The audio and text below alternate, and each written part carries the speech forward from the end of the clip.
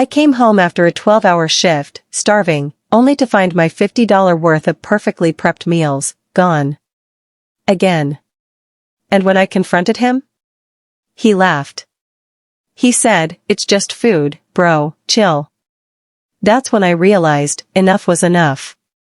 I've been living in a 3-bedroom apartment for about 8 months now, sharing the space with 2 roommates. Things were fine at first, we split bills, respected each other's space, kept the common areas tidy. Life was manageable.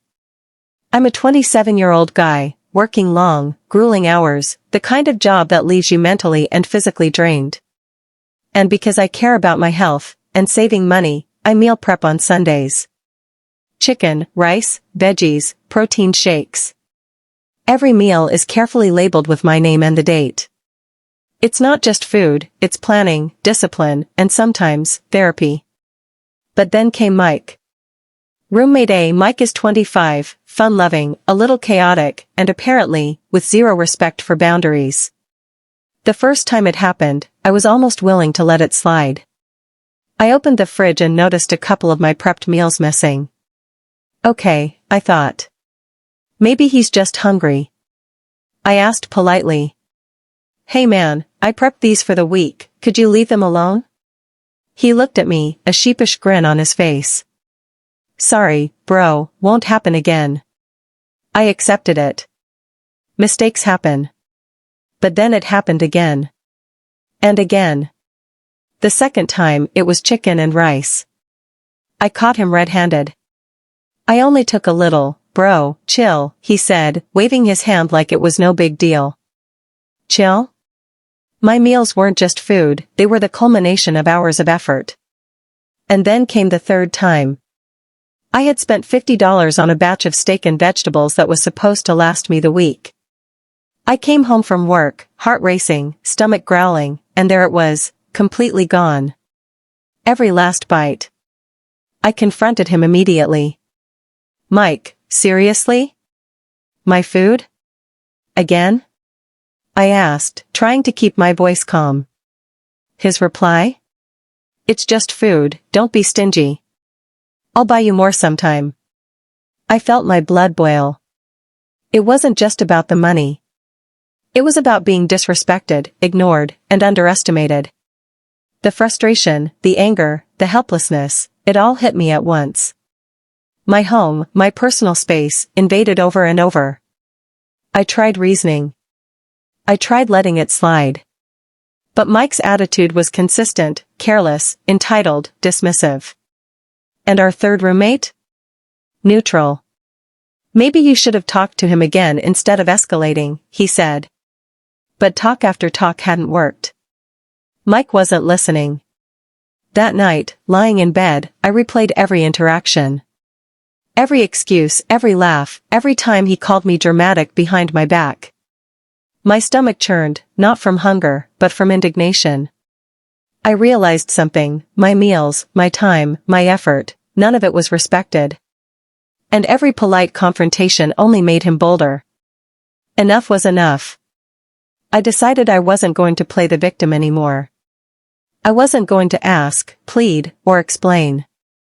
I was going to act. I spent the next day researching. Mini fridges with combination locks. Security systems. Anything to protect my meals. I found the perfect solution, a compact mini fridge for my bedroom, sturdy, with a $300 combo lock. The plan was simple but satisfying. Every Sunday, I would prep my meals and move them to my new, locked mini fridge in my room. Mike would no longer have access. I would no longer live in fear that he would raid my efforts. I remember the day I set it up vividly. The sound of the lock clicking into place was almost musical. A small, private victory. I even labeled my fridge, "Private, do not touch." Not that he needed the reminder, I didn't plan on explaining myself. The next day, Mike walked in, probably expecting his usual feast of free meals. His eyes landed on the fridge in my room. His face contorted, confusion, disbelief, then slowly, anger. He walked past me, muttering under his breath about how I was making the house toxic and being dramatic. I could almost hear the gears turning in his head, realizing that my boundaries weren't negotiable. Every time he opened the fridge in the kitchen now, he was met with, nothing. The sense of entitlement he carried was fading, replaced by frustration. And I felt lighter, freer. No more stolen meals. No more excuses. I want you to picture it, the faint metallic click of the lock, the cool hum of the fridge, the faint smell of roasted chicken and fresh vegetables behind a secured door. I no longer had that pit in my stomach walking into the kitchen, dreading what I'd find. Every time I opened my locked fridge, I felt a small, private thrill. Justice wasn't loud, it was secure, tangible, and completely satisfying. Mike tried sneaky tactics. He hovered in the kitchen, stared into the fridge, even tried to casually distract me while I moved food. But the lock held firm. Every attempt, every glance, every muttered complaint was a reminder that I had finally reclaimed control over my own life. The real payoff came a week later. Mike came home late, stumbling in, clearly expecting the usual free meal. His jaw dropped. He stomped over, a mix of rage and disbelief painted across his face. "Come on, man. You're being ridiculous," he shouted. I smiled, calmly sipping a protein shake from my locked fridge. "This isn't communal food, Mike.